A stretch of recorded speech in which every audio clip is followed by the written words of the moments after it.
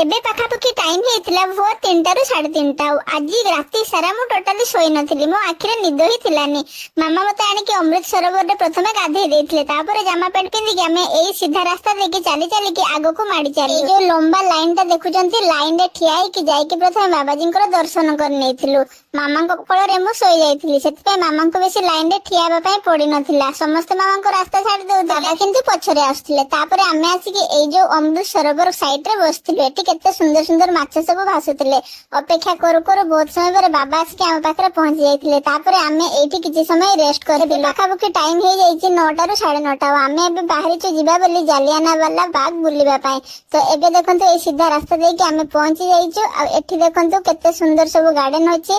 चल चल के आमे पूरा ग्राउंड टे बुली नेलु। जालियाना वाला बाग हत्याकांड आम भारत देशर सबुठारु बड़ हत्याकांड थिला। এই বিষয়ে যদি আপন অধিক জানিবা পাই চাহুচନ୍ତି মু আপনক ডেসক্রিপশন রে লিংক দে দেবি আপন যাই কি চেক আউট কৰি নেবে।